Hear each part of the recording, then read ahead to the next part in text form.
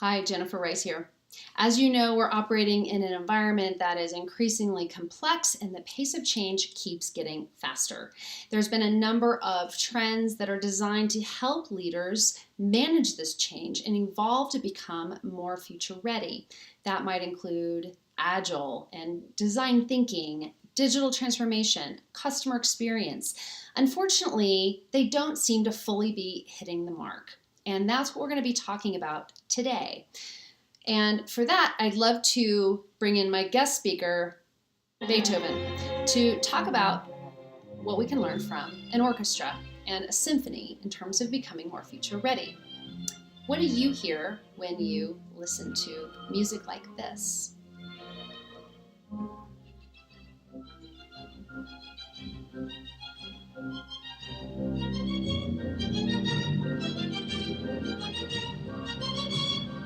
I'll tell you what I hear. I hear this marvelous balance between mathematical precision and structure on one hand, with intuition and emotion on the other. The ability for the conductor to dial up some elements and dial down others in order to create this intended outcome, this intended emotion in the listener. And I'd love to play with this idea a little bit more as we go to the whiteboard, because of course today is Whiteboard Wednesday. I'd like to map out a landscape for you. The horizontal axis is left brain to right brain. I think in our typical organizations, we are very comfortable in the left brain world.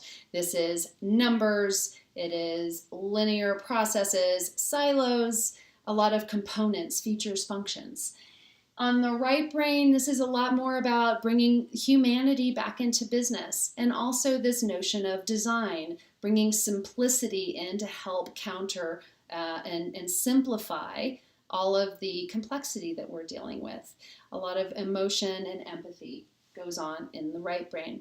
On the vertical axis, we have micro to macro. This was articulated really well in a recent article in Harvard Business Review about holistic thinking versus specific thinking, and whether you personally are a more holistic thinker, you see the broader context, and you're more comfortable in that world, or do you really tend to focus on the details?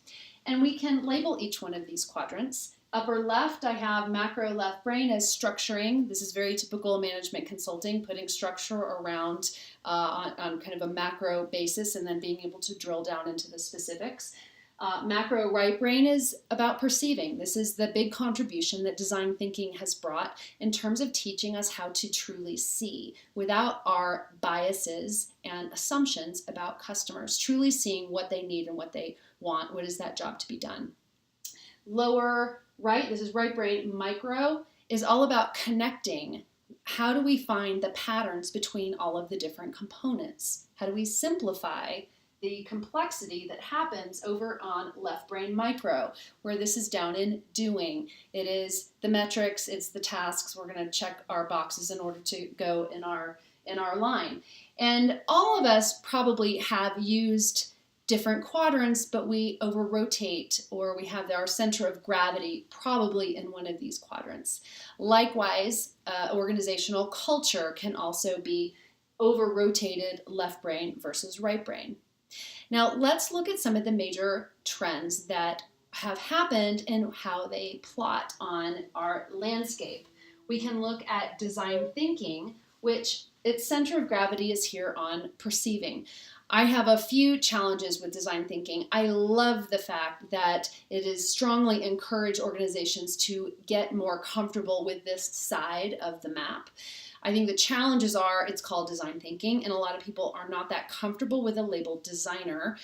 They think that it is reserved for other people. The challenge, of course, is I'm sure you've read all the articles about how artificial intelligence is going to be gradually taking over this whole side of the map. And this is really what makes us human. We all have right brains. We are all creative. We just haven't exercised it as much as we would like to. So design actually is for everyone. We just need to exercise it, just like I need to learn how to write with my left hand. The other challenge, I think, is it's very limited to innovation. It hasn't gotten widespread, and it also doesn't fully utilize the opportunities that are revealed by data and analytics, which are very much a left brain type of thing. We can use left brain tools like data and analytics to narrow down the possibilities of where we need to play as an organization strategically that will then give us insight into what customers we need to go talk to in order to do the perceiving. Right?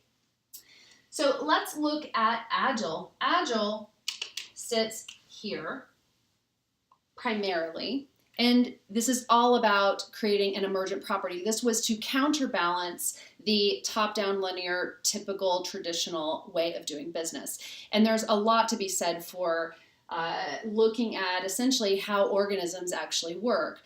I think the challenge with Agile comes, especially when you talk about Agile strategy, is when everything is truly emergent, you could easily veer off into an area that isn't fully a great opportunity for your business from a strategic perspective. So using our music analogy in jazz, in improvisation is magical, but it's only truly effective when it is conducted in a container. There is an agreement on a theme, if you will, a container, a structure. And within that structure, you provide this ability for improvisation that you know is going to at least continue to keep the organization on target.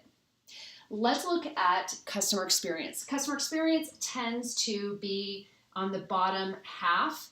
Thank God for journey mapping. That is the one fabulous, fabulous contribution of customer experience. It is what connects the dots here between perceiving and, frankly, the entire rest of the organization. What I feel like it misses from a holistic perspective is fully laddering up to this broader vision. The reason why is this broader vision is typically the domain of brand. Brand is responsible for setting this macro vision in a structured way using customer insights in order to provide a direction for the rest of the organization. What is often missing with brand ideally covers this entire thing. What's unfortunately missing from brand is it's often developed by people who have not had experience below the line. They don't know how to fully connect all of the components within an organization up to deliver on the overall brand promise. Likewise, CX should, in theory, encompass the whole thing. It tends to, in practice, be down in the weeds around metrics, find and fix, down in operations, right? Ideally, they work together. Let's look at digital transformation. Tends to, again, this is not hard and fast rule, but tends to over-rotate left brain unless it's being run by a chief digital officer who has a really strong right brain, left brain component, because ideally digital should be covering this entire thing as well.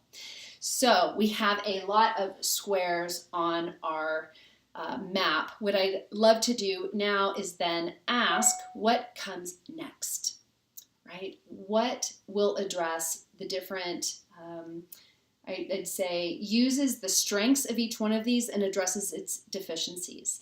And I'd like to offer up a new approach, and I will cover that in the next video because I'm running out of time on this one. So I will see you on the next video with a proposed solution